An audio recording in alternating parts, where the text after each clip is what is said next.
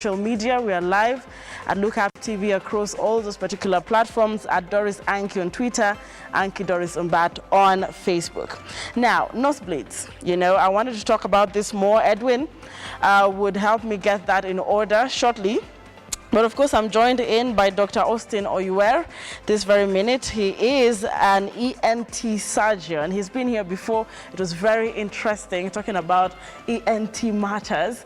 And that was one moment in time where I learned so much. They look simple, but the deeper you go, the more important you understand that things like snoring are things you actually need to understand. And of course, I'm also joined for the first time in this particular set, Dr. Angela Nyamu. He's also an ENT surgeon. And today we're talking about nosebleeds.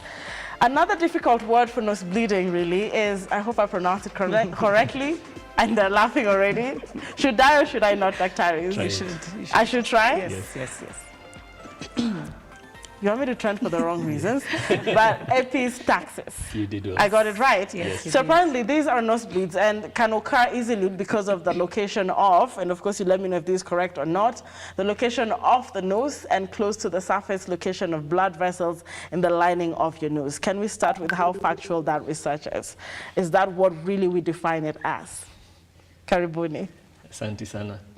Yeah, we would define it as basically just bleeding from your nose. So, but then we'd go further to define it as where exactly is it coming from? Okay. Is it coming from the front? Is it coming from the back? Is this where we get the two types of, you know, can we just say nose bleeding? Yes. The anterior, posterior. Dr. Angela, could you take us through that, the types and the most common? Yeah. So, as you rightly said, there are two types of nose bleeding. So there's the anterior and posterior epistaxis.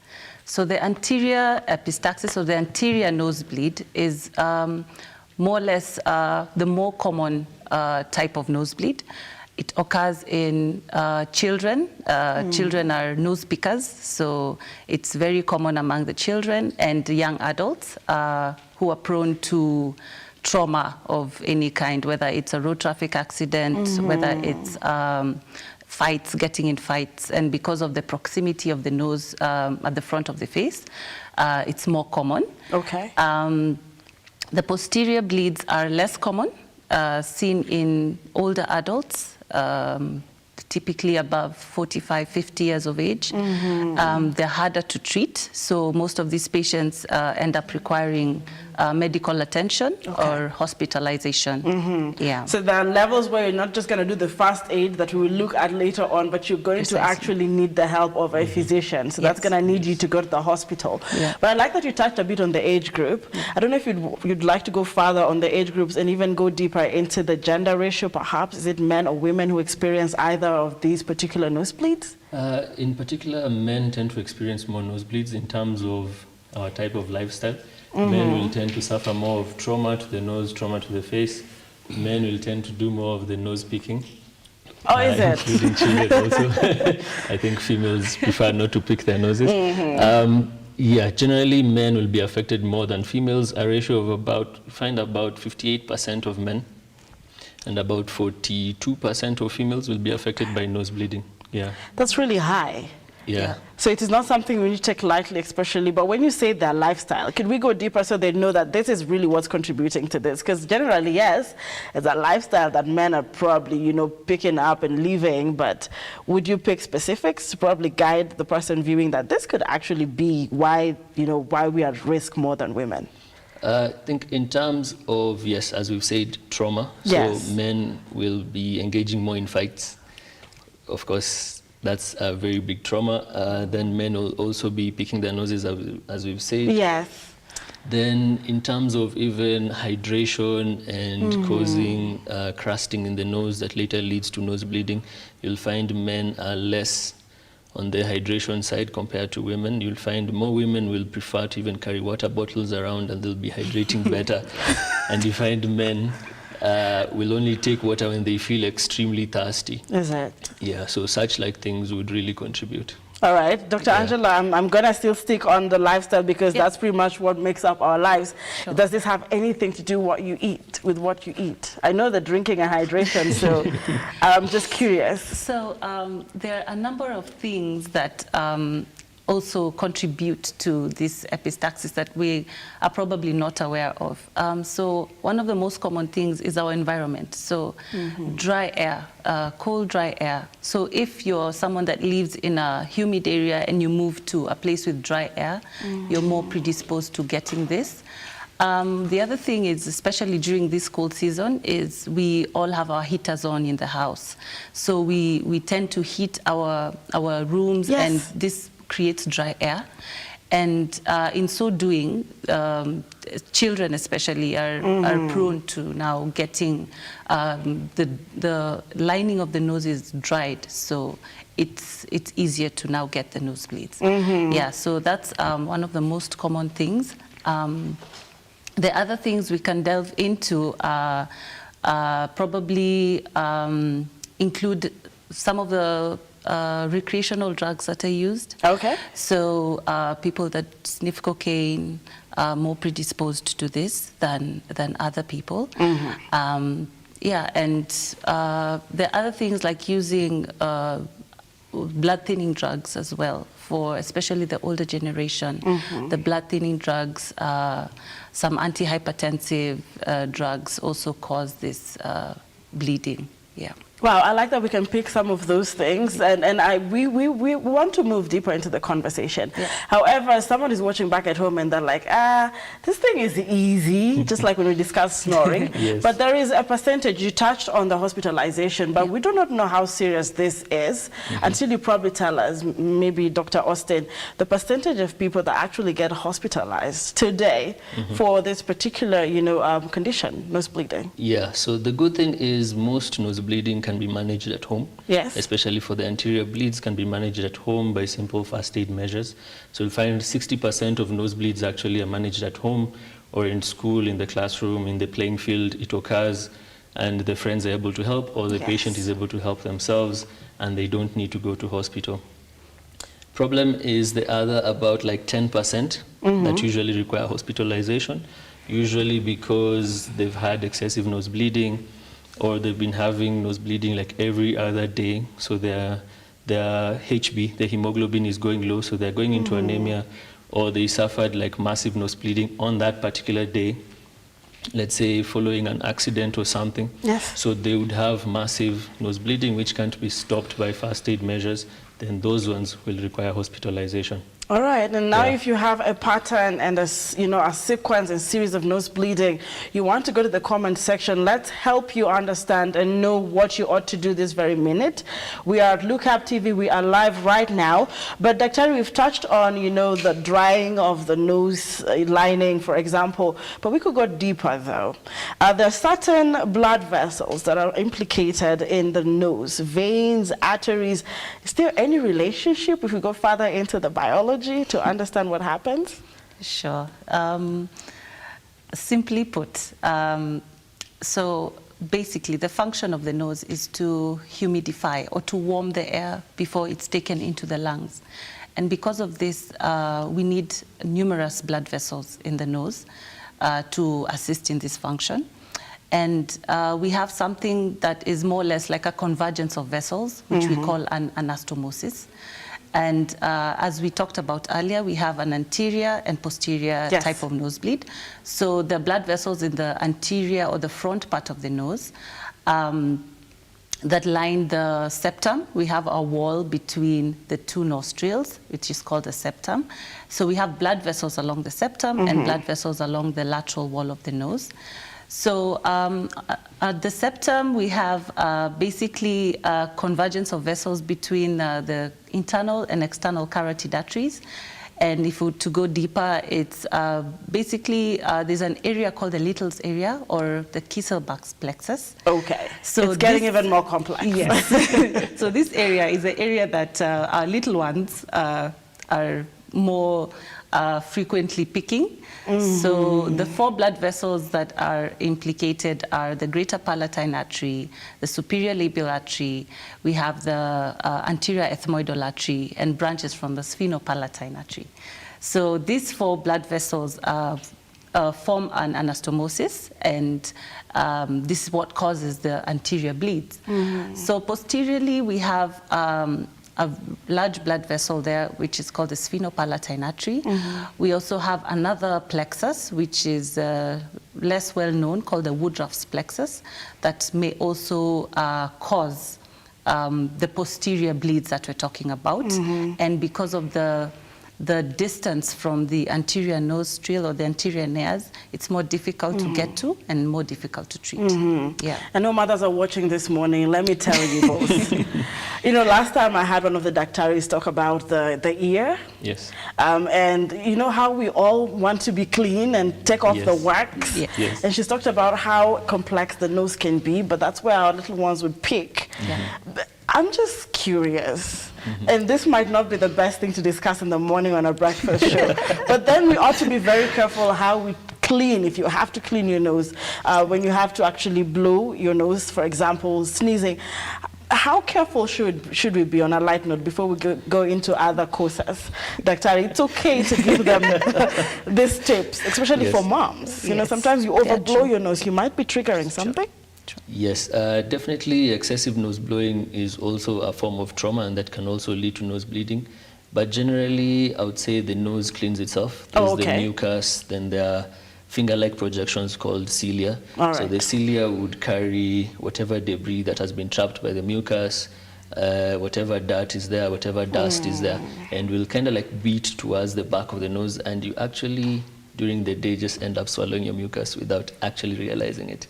So your nose is actually cleaning itself.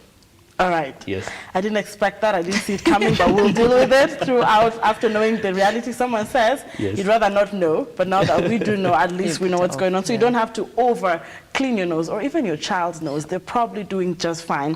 But there are certain things we want to go into now further in the courses of the epistaxis. We have the local versus systemic versus idiopathic. Very deep, and if you could use any layman, you know, vocabulary to explain this, would love it. I know we've touched on the, you know, the courses, but now in the classification, what exactly do we mean by local versus systemic and the idiopathic courses? Maybe Angela or Dr. Yor. So we, as we earlier alluded to, we have local, which means just around the nose, and we have systemic factors, which are in the body, and we have a term called idiopathic, and this basically means unknown causes of epistaxis. Yeah.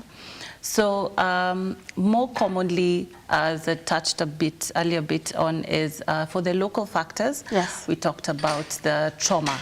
So and we said that the most common ages are the children and young adults, and the older generation. So for the children, nose picking, and again, the fights, the rough games, the road traffic accidents, the boda riders getting into accidents. That's very common. We talked about the atmospheric changes. Those are local. Those are local, yeah, these are all local. We also talked about drug use, recreational drug use, causing that thinning of the lining and predisposing you to that. There are also interventions in the ENT field that can be done, or cosmetic surgeries like rhinoplasty, nose jobs that are done. People that have had endoscopic sinus surgery, for instance, and may develop the nose bleeding after surgery. So it's very important to find out on our side, to find out what the patient has been doing as well. Some of the systemic factors that are also very important are the cleaning drugs, like warfarin, aspirin. A lot of our mothers and fathers are using junior aspirin to prevent blood clots. So this is another cause of that. There are also other things like this alcohol abuse. It can also cause the nose bleeding. Is that where we bring in the dehydration?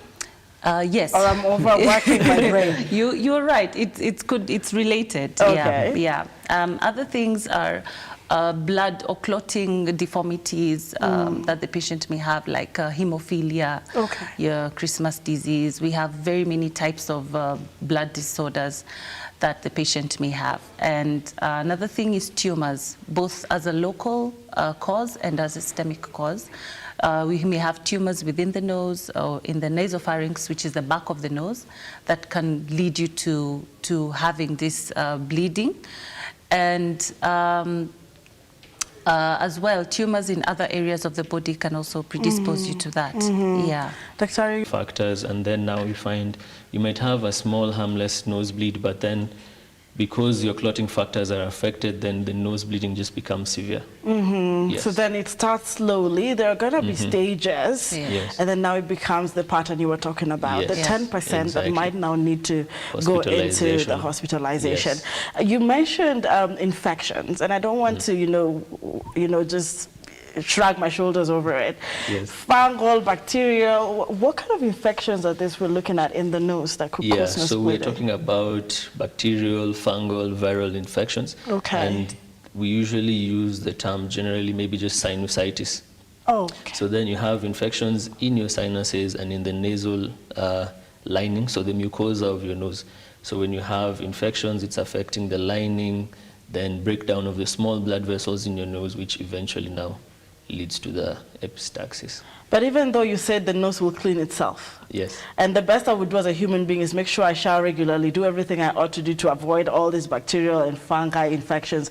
What then causes the infection in my nose then that I would want to help as the viewers watching this morning? Yeah, so sometimes we would say your body becomes sick. So your self-cleansing mechanism may not be as efficient as it should be. Okay. Maybe from your constant nasal peaking, so you're destroying the cilia that's usually in the nose. Maybe you put something into the nose. The foreign body? Yes, the foreign bodies, and you find those children will present with mucus discharge that's foul-smelling, nasal blockage, and they might even be sick. Depending on how bad the infection is, they might even have fevers and stuff.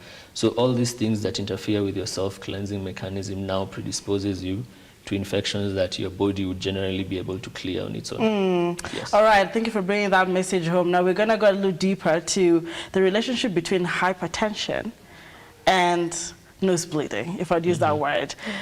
Dr. Angela, a lot of patients who, deal with hypertension sent in so many questions asking why they ought to, not really ought to, they frequently see this happening. What's the relationship between those two, really? Yes, so it's interesting, actually, because according to anecdotal evidence, there is actually hypertension does not cause epistaxis on its own. There's no association that has been found between the two. However, patients that have hypertension and happen to have epistaxis or nose bleeding, it is more difficult to treat. It's what we call intractable bleeding. And some of the factors that we had alluded to earlier is some of the drugs that they're using could contribute to this relationship between the two. And it's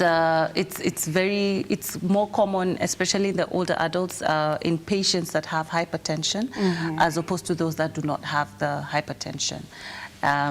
So it's important for these patients to seek medical attention and not assume it, because it is more, as we said, more difficult to treat and will probably not be as effective with the first aid measures done at home. I know everyone is waiting to hear these first aid measures, because sometimes we feel we're doing stuff right until the doctor says, well, that's been making it worse.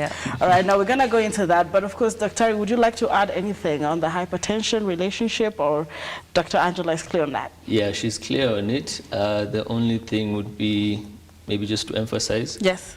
Most people think because they have hypertension, then it's the one causing the nose bleeding, as she's already explained. Yes. But then maybe just to get deeper into it, then you find the hypertension usually affects your blood vessels.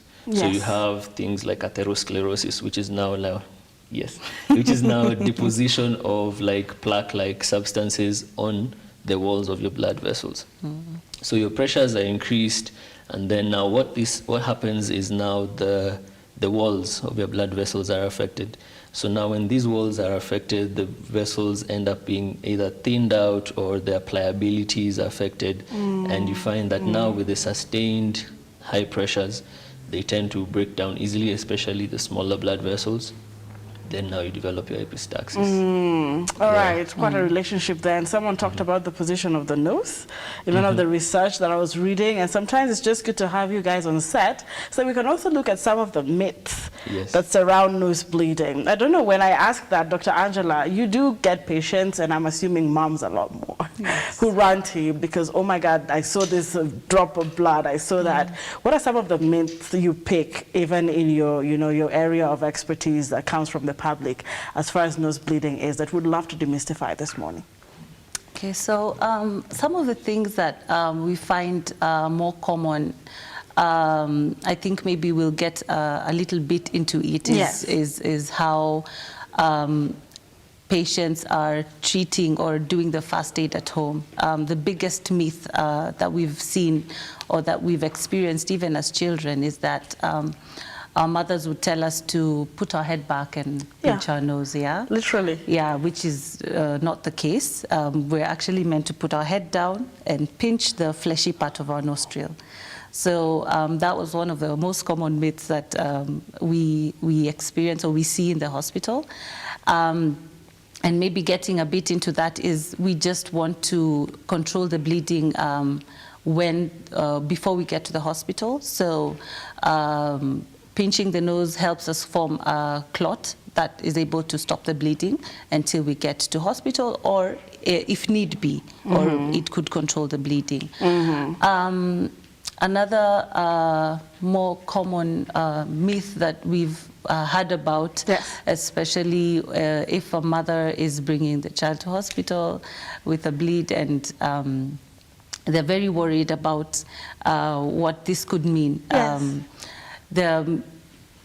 Though we said that one of the common causes of bleeding could be tumors or masses, it's not necessarily that if you have a nosebleed, it means that there is a mass or a tumor in your nose. Okay. Yeah, there are more common causes of this nose picking, of this bleeding, sorry. Yeah, like we rightfully, outlined this morning. I'm going to pick one of the myths and hear what you have to say. It's now the moment where we try to actually demystify this so that even as we go deeper into the conversation, people are like, so it's really what we think isn't really what we do, including what you have said, even teachers do that.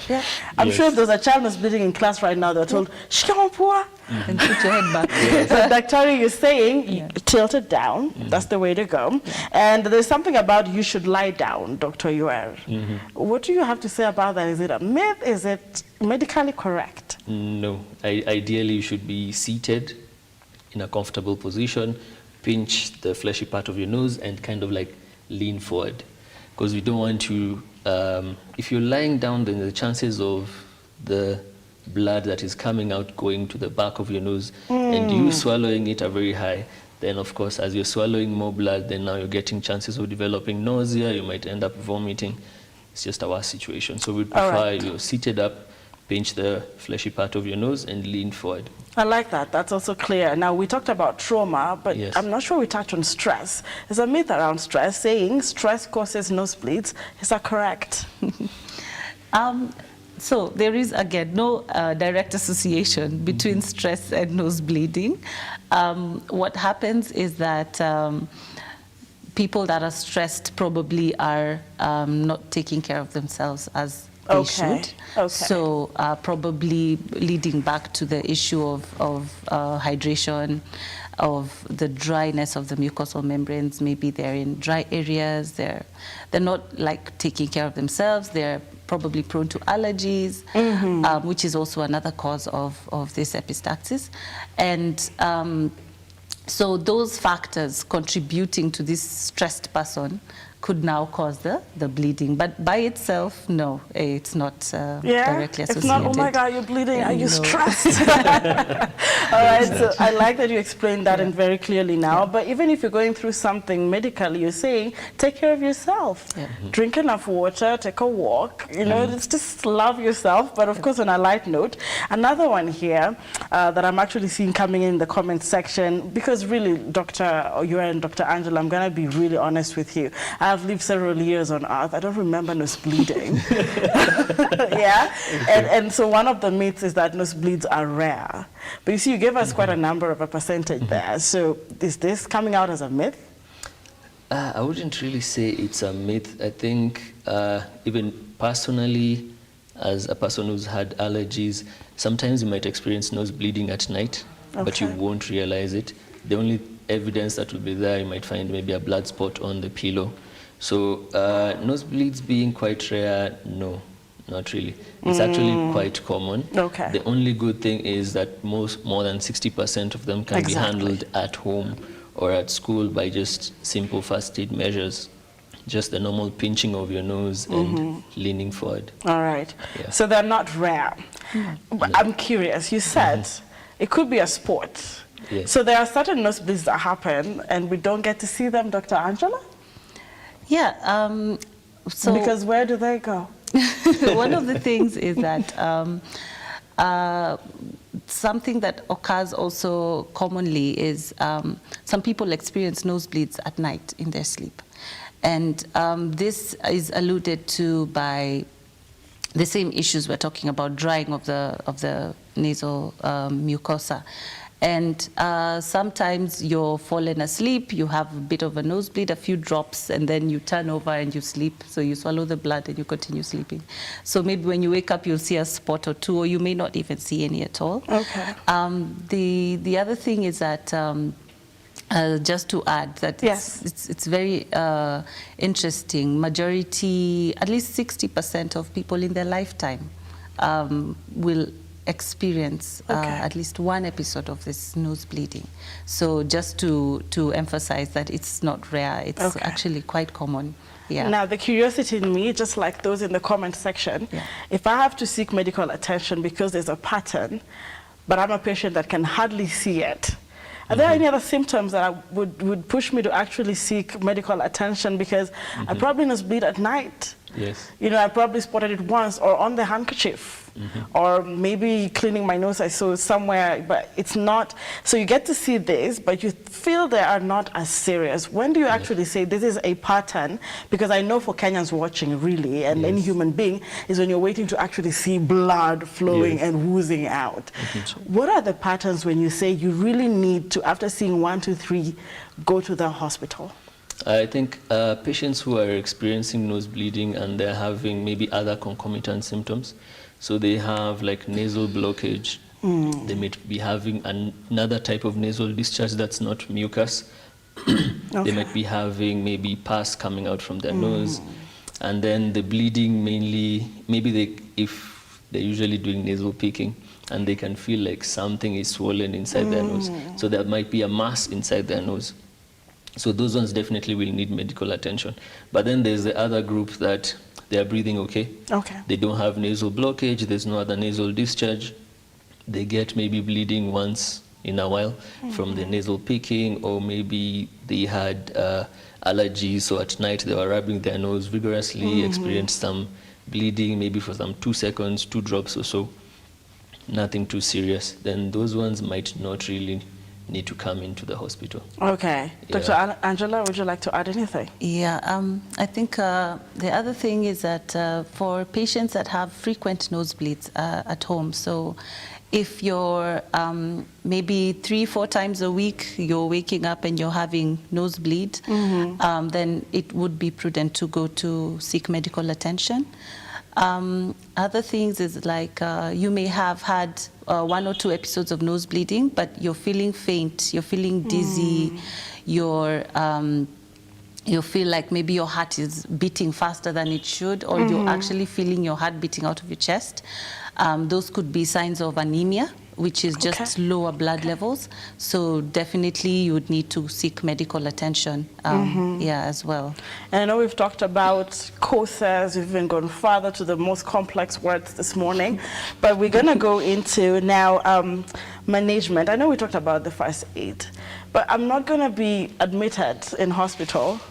Sometimes you release us and say you can manage this back at home.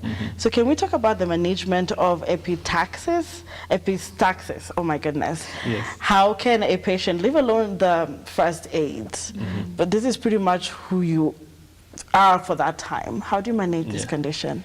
So let's say the patient is not coming in as an emergency. Yes. Maybe they're just concerned they've been getting these nosebleeds, it's not too bad. So what we would want to do is now take a history from the patient. Okay. So we want to know, is there family history of a bleeding disorder? How frequently do you get your nosebleeds? Any history of trauma? Any history of, let's say, nasal blockage that would suggest maybe there is something growing in your nose? Any history of foul-smelling nasal discharge that would allude us to probably a foreign body, especially in kids? Any history of maybe excessive tearing, that means your is more severe. Perhaps you've been pinching your nose and lying backwards the way most people advise us. Perhaps you've also been even adding a damp cloth on your forehead. Yes. That was so relatable. Yes. So is it right to do that? That's one of the things I think, yes, I'd love to hear from both of you. We do that most often than not. I would say the most efficient part of the first aid measures is the pinching and the leaning forward. The other things are kind of neither here nor there. Like, get me that cloth and put it over here. So we do a lot of things wrong, and when you do that, you're actually laying back.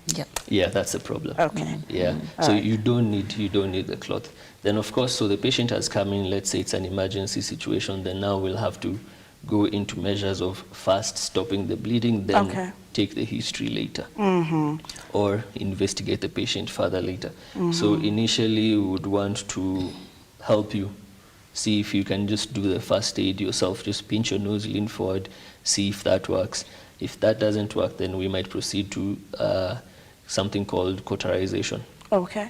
So we'll do something called nasal douching. Usually we'd use normal saline, wash out your nose, wash out the blood clots, and the douching also helps to wash out any bacteria, any infections. Sometimes even there could be a foreign body that can be washed out and might relieve the nose bleeding. Okay. Then there's a way in which even the saline itself kind of like acts as a hemostatic agent and helps to reduce the bleeding. So then we can now visualize properly where is this bleeding come from.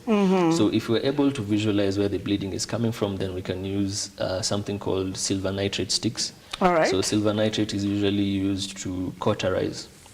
Cauterizing is just basically like burning. So burning around the blood vessel where we can see the bleeding at that particular point only. So that will help stop the bleeding. If that doesn't work, we might even go further to do something called nasal packing. So nasal packing can either be anterior or posterior nasal packing. So like in children, you'd have more, in children and younger adults, you'd have more of an anterior bleed compared to a posterior bleed in adults. So in children and younger adults, we'd do the anterior nasal packing. In older adults, then we'd prefer to do the posterior packing if we can't see the bleeding coming from the anterior part of the nose. Then of course, if the pack will remain for about 24 to 48 hours. As we do other investigations, we'll still do your full hemogram, check your hemoglobin levels, check if there's any infection, we'll check your platelet count, we'll do coagulation studies to see how well are you clotting. There might be something else, like we mentioned, liver cirrhosis would affect your clotting factors, so we need to know where are you.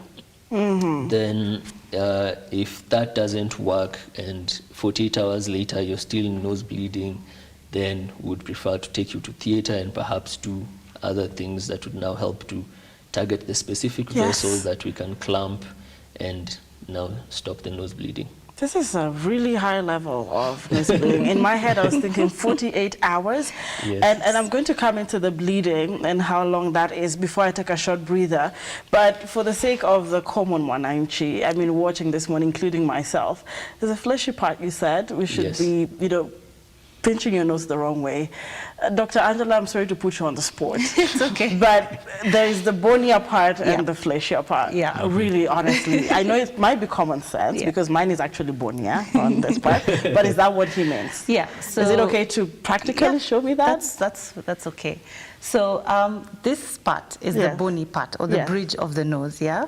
So we do not want to press here because number one, if it's bony, there's no difference it's going to make. So this part is the fleshy part of the nose, the part that is near where we breathe actually. Yes. The opening of the nares. So we want to pinch it. Okay. Like so. Yes. Yeah. And looking down.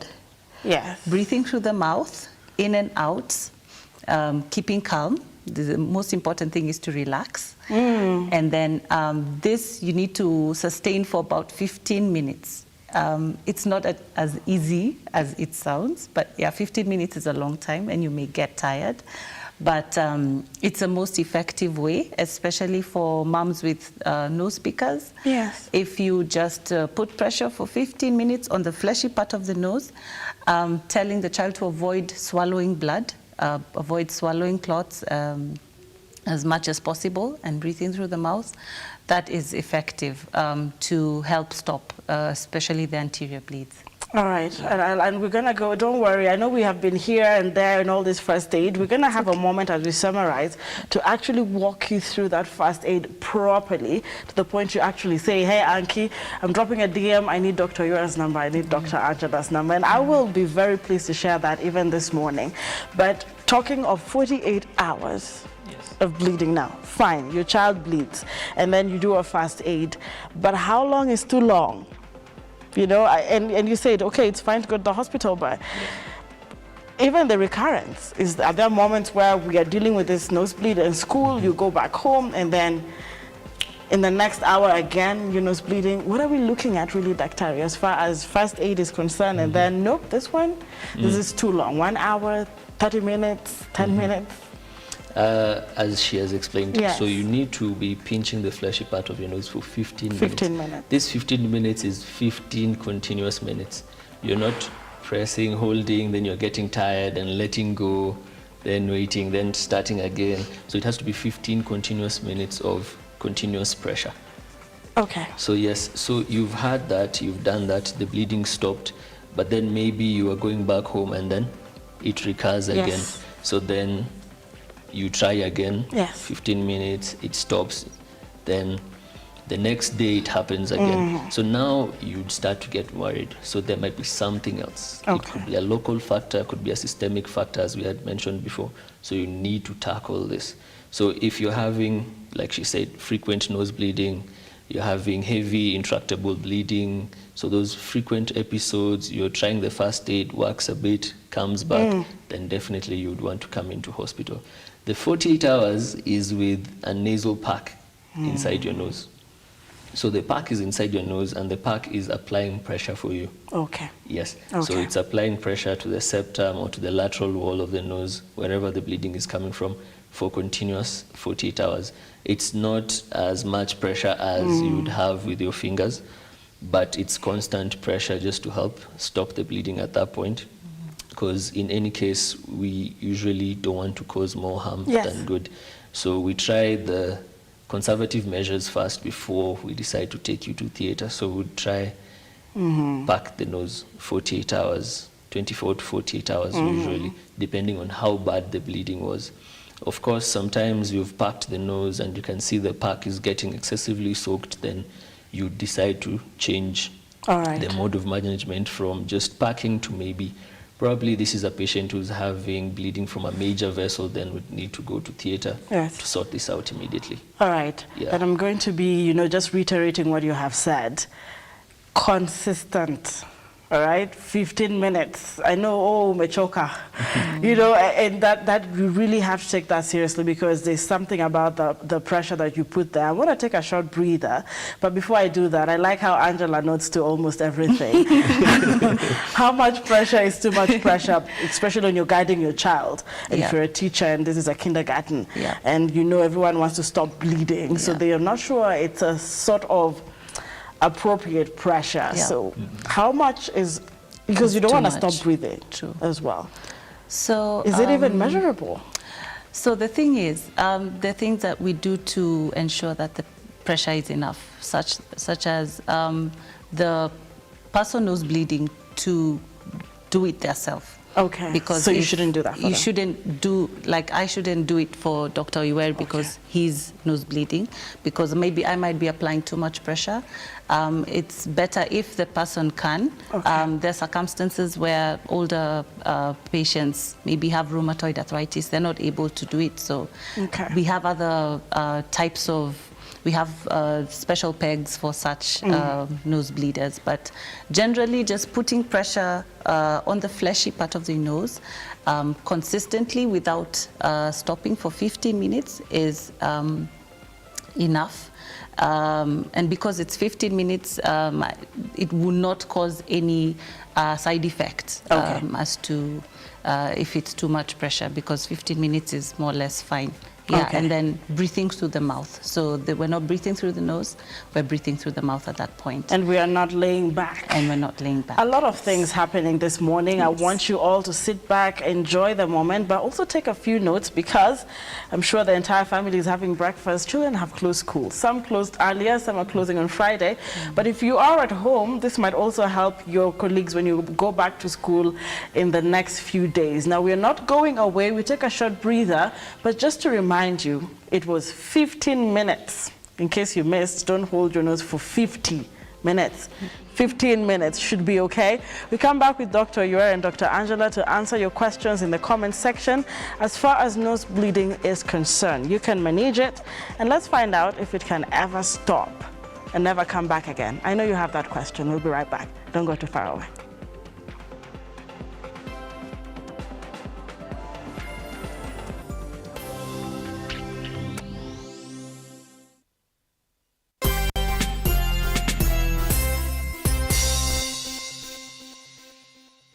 Yippee! Kamata floating at 349K. Oh yes, for only 349,000 Kenyan shillings, you become a plot owner at the Great Oasis Gardens, Nanyuki.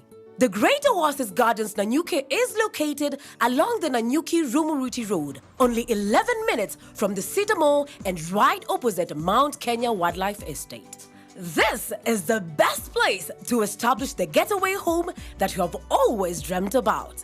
For every 349,000 that you deposit or pay as installment towards any of Optiven's plot of land, you get 10K cash back instantly. Jaza basi twende Nanyuki. Bigger is indeed better.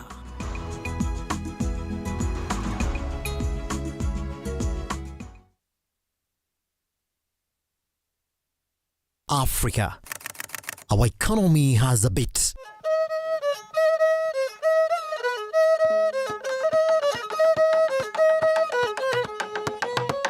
It never stops, always beating.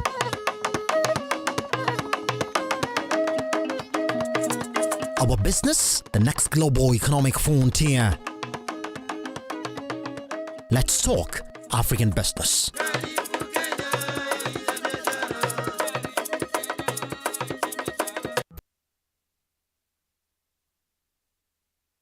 A man, a symbol of strength, power, and leadership. What does it take for a man to meet society expectations of provision and leadership? Tushida tuko, lakini sasa unajua lazima ujikakamue. In our weekly episode of Born a Man, we embark on telling stories of what it takes to become a man in today's society, like it has never been told before. Changamoto zingine nimeona ni vitu ambazo zimekuwa bei ghali na mashule lazima uwapeleke. Join me every Thursday only on Lookup TV.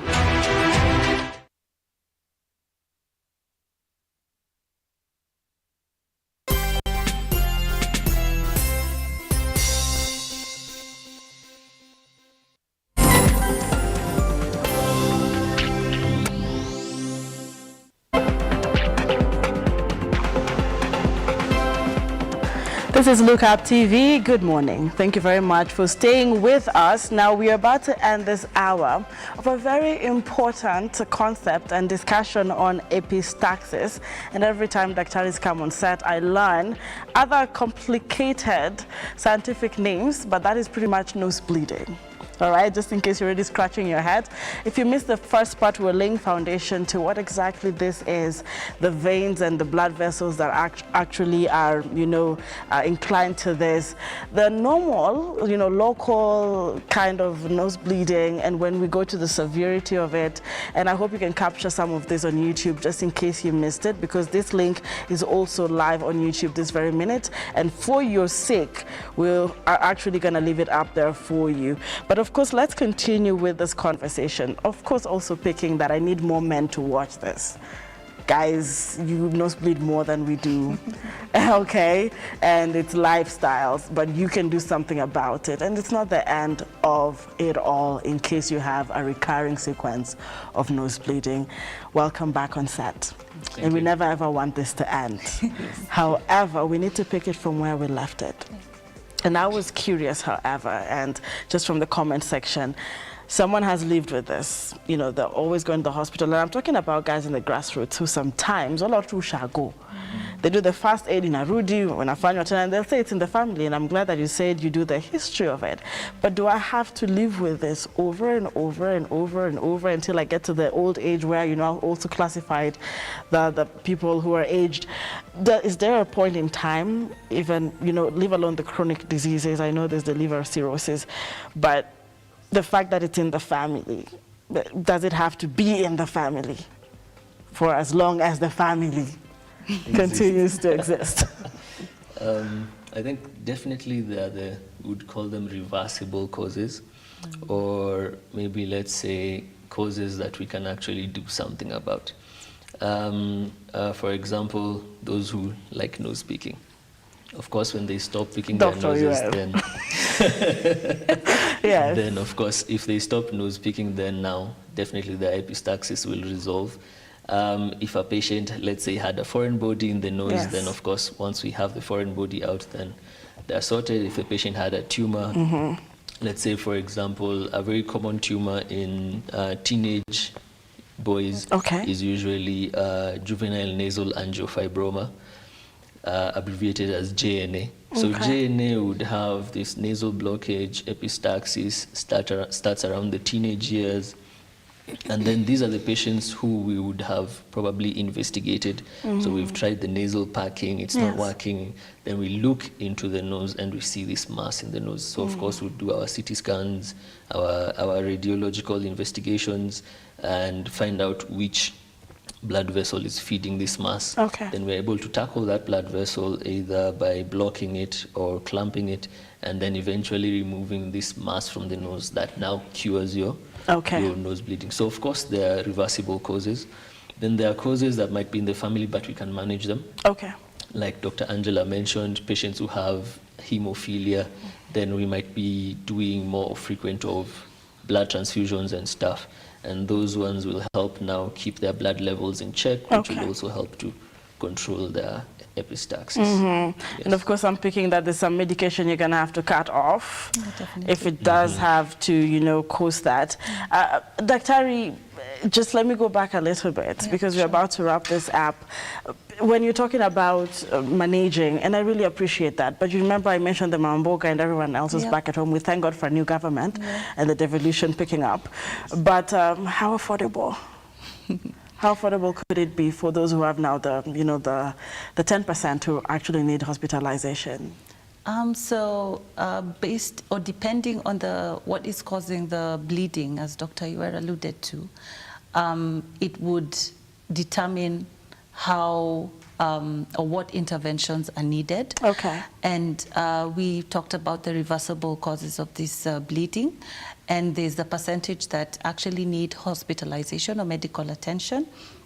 And for the Mamamboga coming in to our public hospitals, our public system, which is referral hospitals, Yes. very capable of managing this at that level.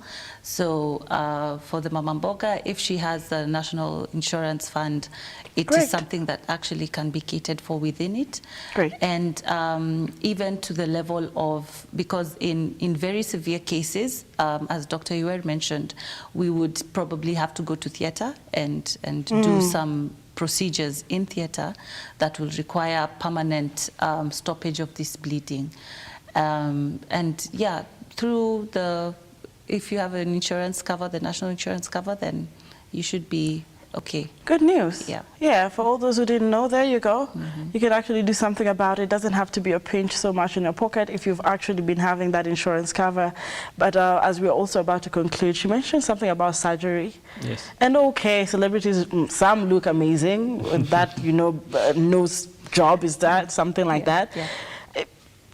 Is there a moment it might go wrong completely, you cannot rectify it, and you're always nose bleeding? And if it does, are we now guaranteeing that we are sorry, you just have to live on management? I would say it's kind of like a 50-50 kind of thing.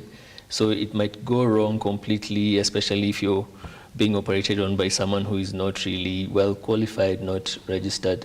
I think our colleagues in plastic surgery, Dr. Mukami, we've had them on here, and they completely keep on mentioning board certified, because they also tend to do those kind of operations. Okay. We also do those operations as ENT surgeons. So definitely if you've had like a botched surgery, then you might have a deviated septum, they might leave a vessel unclamped, they might leave a bone spicule that will eventually just tear up a vessel and cause the continued nose bleeding. So yes, it's definitely important to have someone who's qualified operating on your nose. Yes. Yes. Yes. Yes. And I like that. Dr. Angela, you agree. Because even as I'm wrapping up, it's always very important because people like it cheaper. Yep. People like the back door. You know, this is pretty much what happens. Sure. But this could cost you your entire life trying to manage a particular nosebleed because it is not reversible. True. That moment is very serious. Yes. That moment of silence in here. But we're looking at certain complications, and I want to talk about what are some of the complications of epistaxis. I know we might have touched some here and there along the way, but sometimes just to conclude for those who missed and etc., there's certain complications that come with this particular condition. Sure. So we'd earlier mentioned that epistaxis, if unmanaged, can lead to lots of bleeding. Yes. And this lots of bleeding can lead to something called hypovolemia, which means reduced blood volume in your body. And this could lead to what we call shock. And so when a patient goes into shock, basically we're unable to perfuse our organs, that the most important organs in the body that are required for normal functioning, the brain, the heart, the kidneys, the liver, and this could lead to a body shutdown and eventually death. Yeah, so as much as it is a very manageable condition, it is something that could lead to very severe complications like shock and death. Other complications that could result, including things like sinusitis. The patient could have an infection of the sinuses. So this could lead to the patient coming in with fever and nasal blockage, and even have more severe effects leading to the brain. And yeah, so those are things that we want to prevent as early as possible. Also, because of this epistaxis and because of the interventions that we do, there could be complications because of those interventions, including, like as Dr. Yuer had earlier said, the nose packing, which we do, could also lead to infections of the nose if left in for too long. So we said that 24 to 48 hours is enough. So if we go past that, then the patient can end up with an infection because this is a foreign body in the nose. And as well, even going in for surgery, as you talked about the surgeries, the botched surgeries that are happening, leading to things like nasal bony spurs in the nose. And those are things that could result because of this simple condition. Yeah, and did you hear what she said? Because of this simple condition. You know? Yes. And that's the mindset everyone else seems to have. It's a simple condition until it magnifies the situation when you could actually just have handled it this morning. Would you like to add anything on the complications that might come with this? Yeah, as she has mentioned, the complications can be because of the nose bleeding itself or from any other intervention that we do to help stop the nose bleeding. I think people might be worried that now the nasal packing that we are doing is now leading them to get infections like sinusitis. Yes. It's a foreign body, right? Yes, the nasal packing is also a foreign body, but what we usually do, as much as we've packed your nose, then we give you antibiotics as a prophylactic measure. So yes, so we keep it well covered. So we'd give you antibiotics. We'd, of course, douche your nose after we remove the packing, either in 24 to 48 hours, just to wash off any crusting, any bacteria that might have found their way into the nose, any bacteria that might have lodged themselves, just to help wash out anything that might be there and make sure that you don't develop any infections. All right, and usually I'm very concerned about the young, humans. Yes. And most of the times they cannot hear or watch the show, but their parents are. And I'm looking at these extremes wouldn't really be seen in infants yet and toddlers, because if so, how do we manage the infants? Do we ever see this extreme kind of nose bleeding on infants where we have to put anything in their noses? It's so tiny. Okay, so it is quite rare for children less than 2 years to get this nose bleeding. It happens, but it's very rare. And the process is still the same in terms of treatment. We have infant-like packs. We have smaller now levels of smaller hemostats, smaller packs that go in the nose. So everyone is taken care of. Everyone is taken care of, although it's not very common in the very young. Yeah. And I like when you say it's not very common. So if you're a mom watching this morning, as much as we've talked about this, and you see that in your child right now, age 0 to 5, it's not very common. Please check our, online at Lookup TV. Ask as many questions. We will link you to Doctaris. A whole lot of Doctaris out here who are willing to walk this journey with you. And actually ENT surgeons this morning, just talking about nose bleeding, epistaxis. I said it without reading, yay. So that it's closer home. And what we do here on the show is to make everyone understand that medicine and taking care of your health and understanding the words of doctors doesn't have to be as complicated, because sometimes people are actually stigmatized, trying to access medical attention as far as understanding oral health, ear, nose, and throat kind of discussions. So thank you very much for bringing it back home. Now, to conclude in 1 minute, the first aid in its order, how you're supposed to do it when it hits home that my child is nose bleeding or I'm nose bleeding, in the steps that you should. Now let's do away with the myths that we have been doing from today onwards. Dr. Ariowar? All right, so as we've mentioned earlier, definitely we want the patient to be seated comfortably on a chair or whatever, and we want them leaning forward and to just pinch the fleshy part of the nose for 15 minutes. So 15 minutes is enough. The pressure from your fingers is enough to take care of the nosebleed. If that doesn't stop, then maybe you might need your medical attention. As simple as that. Yeah. ABC. Clarity is a home. Thank you so much for creating your time to be here and out of your busy schedules to just talk to the viewer back at home. We look forward to another session. Yes, definitely. All right, but I didn't get the memo. They're all in some amazing colors, pink, purple, navy blue, and black. But of course, that's it for the Morning Drift today. Please remember to go on YouTube, get more of this content, share across the world for the sake of the young humans, young adults, and the senior adults. Remember, it's not as simple as, oh, oops, I'm nose bleeding. What about the complications if you do assume and ignore? My name is ANKEY DORICE. Stay healthy, stay happy. You're worth it. Have a good day.